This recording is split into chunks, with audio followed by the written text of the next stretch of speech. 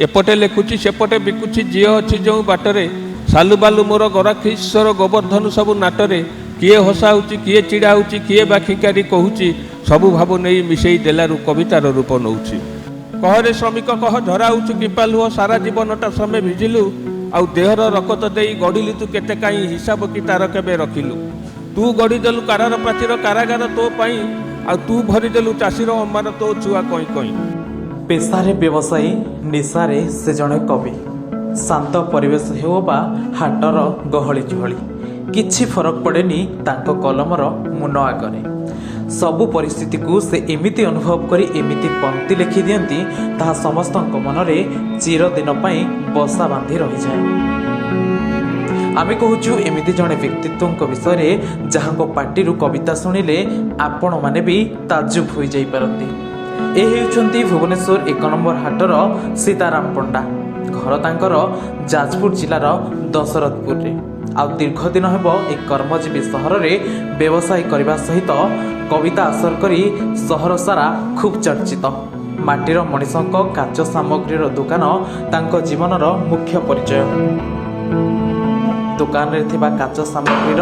ठन ठन शब्दरू भी से काच मानक सह कथा होई बुझी पारंती सेमानक खुशीर परिभाषा आ विरहर व्यथा। से कहती कविता मो प्रेमिका आ प्रेमिका को संभाली मो धर्मपत्नी आ सेथिपाई तो घर सह मो कविता लेखा मु भलरे तुलाई पारुछि। मते किछि असुविधा पड़ेनी कारण मो कस्टमर मानक पई मु धन्य कारण सेमानक पई मु निजे धनी सेमानक पाखरु खाली जे जिनिस बिकिक लाभ करे ताहा नुहे जो सुंदर भाव भावना तांको ठारु पाए से ही कवितार रूप नहीं थाए। सेमान तो आसिले जिनिस नियंतु कि न नियंतु प्रथमे पंडाऊ आज नुआ कविता कौन लिखिचंती एवं से कविता मते जानी शुनिकी जेमिति हेले मते तांकु गोटे दबा पाई हेई थाए कारण बंधु दिवस गला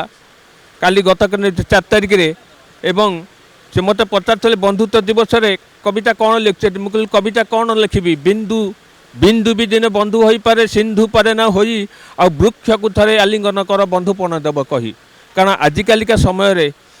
मनीष जदि टिके उच्च पाहिया को चलीगला तल मनीष को नजर करे ना से मुझे माटी तो क्या तागिदी करे ना मोकलू जाओ उठी बड़ बोली केबे नई तो भावेनी सागर कोलले लोटी आकाश की केबे कहिची काहाकू मोठारू नाही के बड़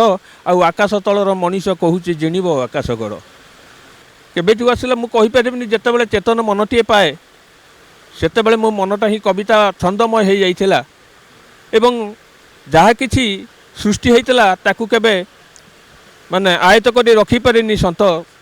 किंतु हाईस्कूल पर ठारू जहाँ किसी लिखिची किछि मु रखिची से कविता सबू मोर पुराना बंधु संपर्क भल मंद जहाँ भी अच्छा मोर स्कूल कॉलेजर साथी ठू आरंभ करी मो कस्टमर पर्यंत सेमानकर भाव को नहीं तो मु लिखुची मोर ये निजस्व किछि नुह मु सेमानकर भाव को लिखी तांको ही दउची। ए लेखा एबेठु नुहे पिला दिनरु ही से पढ़िबा और लिखिबा पई खूब भल पाती। 10म श्रेणी रे प्रथमे श्रम दिवस पर एक कविता लिखिथिले जहाँ श्रमिक दिवस रे पठन करा जायथिला आ ताहा खूब आदृत मध्य होइथिला। सेबेठारु पाद पछकु फेरिनी कि उत्साह पछ घुंचा देइनी कलमर मुन धीरे धीरे होई अनेक आगकू बढ़ी सारिछि। एजावत से 3टी कविता संकलन प्रकाशित मध्य करि सारिछन्ति।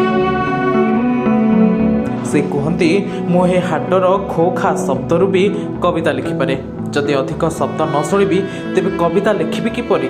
तांको सह पदे कथा हेले आपण भी आश्चर्य होइजिबे एहा कथा ना कविता कारण प्रति मुहूर्त रे तांको मुहरु अनर्गल बाहरी जाए कवितार गुंथा होइतिबा पंक्ति। काच दुकान को आम बहुत कंपानी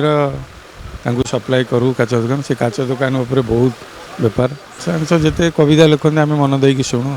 सी सबू टाइप्र समाज को लेकिन सबू टाइप्र ये लिखते आधुनिक ये सब प्रसिद्ध ये बहुत पुराना कहते बहुत हसखुश मिल जाए लोक निश्चिंत प्रत्येक कथार कविता उंकी मारे कविता माध्यम ही से मैक्सिमम कस्टमर को जहाँ कहते अट्राक्शन जो गोटा से गोटे पॉजिटिव हुए आ से माध्यम थाए कविता कारण पंडाओं सहित मोर दीर्घ 12 वर्षर संपर्क बसा उठा प्रत्येक कथार प्रत्येक कथा जो गुटा माने बहुत गुड़े पेपर हो कि मीडिया रे हो जो गुड़ाक आसूची प्राय आम सेयार करूँ कि मु धर इनकेस मुझे पाई नी मुझे देखी कौन फेसबुक है कि जोटा सोशल मीडिया मुझे देखे मुझे आसिक कहे